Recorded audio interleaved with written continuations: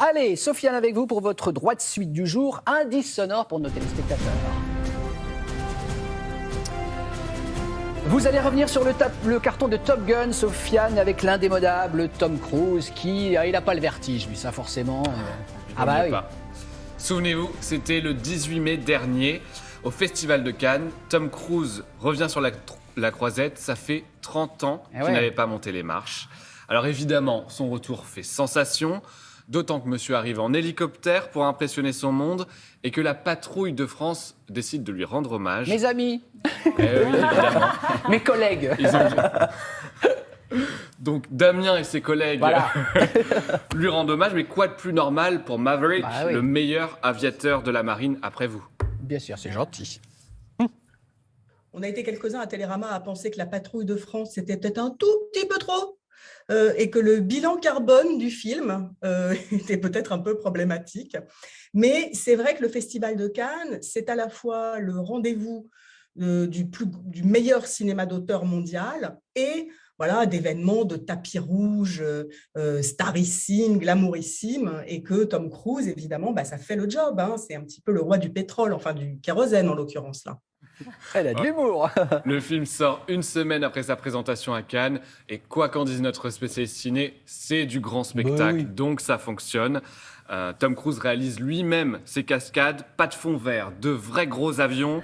Résultat, c'est un carton. En 5 semaines d'exploitation, rendez-vous compte, Top Gun génère plus d'1 milliard de dollars.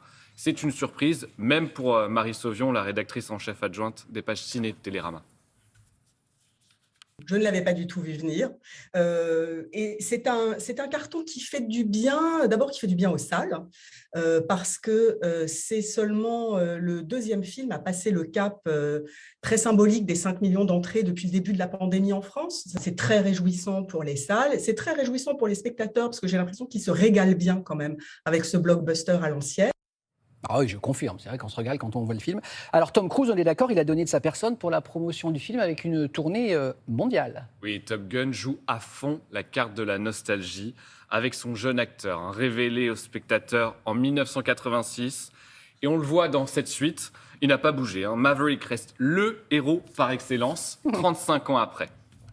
Si vous faites un petit sondage dans la rue et que vous demandez aux gens mais de qui est le film Top Gun Maverick, ils vous diront c'est un film de Tom Cruise, ils vous diront pas c'est un film de Joseph Kosinski. C'est-à-dire que ça fait partie de cet univers cinématographique finalement qui est le Tom Cruise movie où la star, il y en a plus tant que ça, la star, la vraie, supplante le metteur en scène. C'est ça le grand mystère, j'allais dire presque la magie de Tom Cruise, c'est-à-dire que c'est un homme plus lisse que des fesses de bébé, dont chacun se dit que Tom Cruise ne vieillit pas, et ça devient le sujet du film, c'est-à-dire ce corps machine, cet acteur parfait, juvénile, il a eu 60 ans le 3 juillet, mais c'est dément, c'est même pas qu'il fait 10 de moins, il fait encore plus.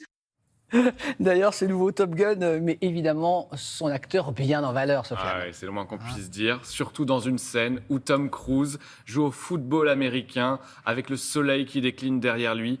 C'est clairement un clin d'œil au film de 1986 et son sous-texte homo-érotique.